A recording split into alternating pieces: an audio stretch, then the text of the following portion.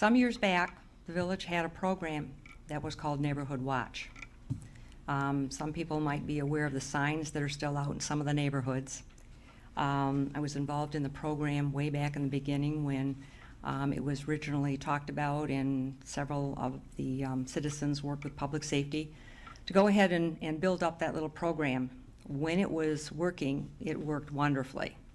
And how the program worked was when there was an incident in your neighborhood, don't really care how big or how small, there was a written notice that was put together. It was on a sheet of paper, and it had the Neighborhood Watch logo on it, and it was a bulletin from public safety, and it talked about maybe a lawnmower that got stolen from a garage, or a car that got stolen from someone's driveway, or a break-in, or whatever happened to be called to public safety's attention to go ahead and bring that neighborhood aware of what was going on.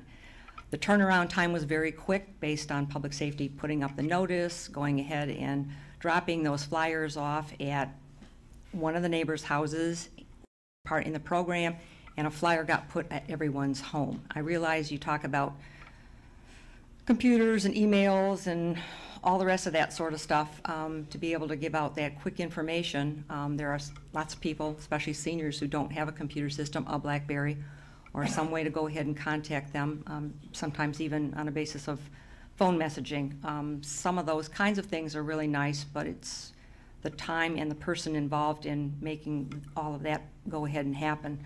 I'm really not sure why the program necessarily broke down at the public safety end. Maybe it became that no one's choice was to go ahead and pick up the ball and run with it. The program, I want to say, was at least in existence for 10 years, if not better than that. I can't really give you a time frame, a number on how long it went, but somebody was specifically assigned to it as far as the public safety aspect went, and there were, originally when it got started, there were meetings that were put together in the neighborhoods where one neighbor hosted, and the neighbors came in, they heard about the program.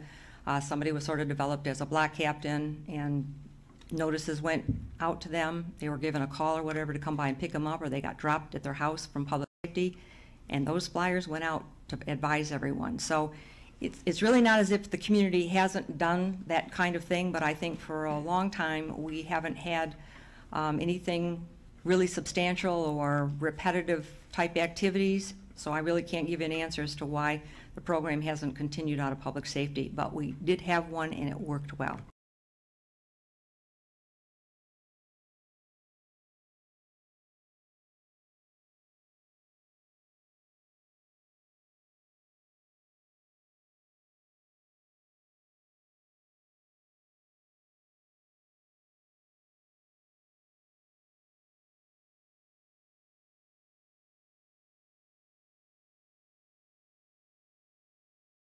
We have to be realistic. Lock your doors. Don't leave your windows standing open. Don't put a brand new plasma screen on in the middle of your picture window for everyone walking by to see. You know, take reasonable precautions and you will be reasonably safe in this community.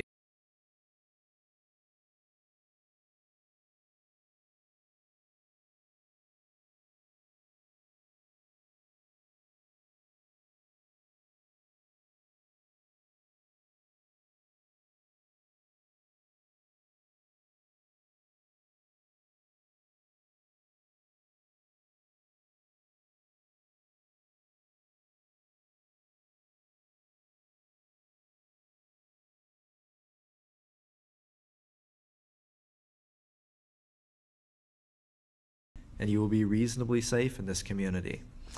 One day waking up in the middle of the night that could wind up used against a loved one in your groggy state is just a bad idea. So let's not overreact. We are safe here. Take reasonable precautions and be reasonably safe. Ms. Koss.